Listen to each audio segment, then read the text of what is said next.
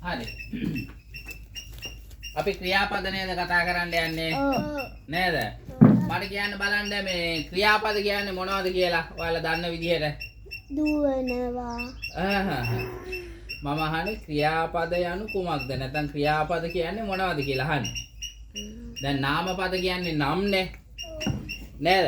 නාමපද කියන්නේ මිනිසුන්ගේ හරි සත්තුන්ගේ හරි මේ ද්‍රව්‍ය හරි ස්ථානවල හරි නම්. ක්‍රියාපද කියන්නේ කරන දේවල්. ක්‍රියාපද කියන්නේ මොනවද? කරන දේවල් හා ඉබේ සිදුවෙන දේවල්. නේද? දැන් සත්තුයි අපි එක එක ඒවා කරනවානේ. යනවා එනවා කනවා බොනවා නටනවා දුවනවා පනිනවා මා නේද කපනවා කොටනවා මරනවා නේද රවනවා විරිත්තනවා ඔරවනවා ලියනවා කියවනවා නේද ගයනවා නේ ඔය වගේ හිතනවා ගහනවා නේද හරි වැටෙනවා ඕවා අපි කරන දේවල්. දැන් මේ පළවෙනි 10ෙම තියෙන්නේ කරන දේවල් නේද ලියලා තියෙන්නේ. මෙතන තියෙන්නේ මොනවද? ඉබේ සිදුවෙන දේවල් නේද? පිපෙනවා, පායනවා, බබලනවා, දිරනවා, ගලනවා. තව කියන්න බලන්න ඒ වගේ ඉබේ සිද්ධ වෙන ඒවා. හමනවා.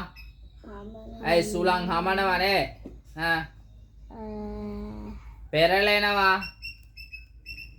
නේද? පිපෙනවා නම් අනිත් එක පාර වෙනවා.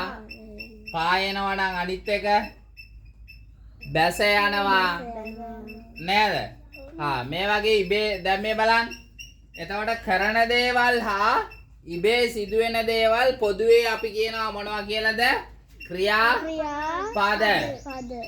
දැන් මේ වචන 15ම මල් ලියලා තියෙන්නේ ළමයි කතා කරන භාෂාවෙන්. මොන භාෂාවෙන්ද ලියලා තියෙන්නේ? කතා කරන භාෂාවෙන්. කතා කරන භාෂාවෙන් නැත්නම් කතන භාෂාවෙන්. ඔයාලට මොකක් කරන්න කියලාද කියලා තියෙන්නේ? ලිඛිත භාෂාවෙන් ලියන්න. මේ බලන්න. දුවනවා කියන එක ලිඛිත භාෂාවට හරවපුවාම දුවයි. මොකද?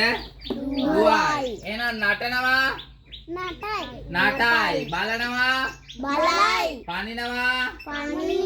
නරඹනවා නරඹයි. දිනනවා දිනයි. කපනවා කපයි. හාරනවා හාරයි. ලියනවා ලියයි. ගයනවා ගයයි. මේකෙත් වෙනසක් නැහැ. මේ පිපෙනවා කියන එක පර වෙනවා. පර වෙනවා.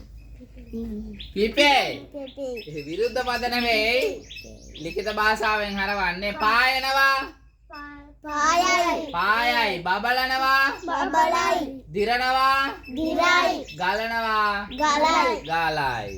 වැඩේ පැහැදිලි නේද? පුළුවන්ද කරන්න? එහෙනම් ලිඛිත භාෂාවට හරවලා දෙන්න. ලේසිය විදියට තමයි කියා දෙන්නේ.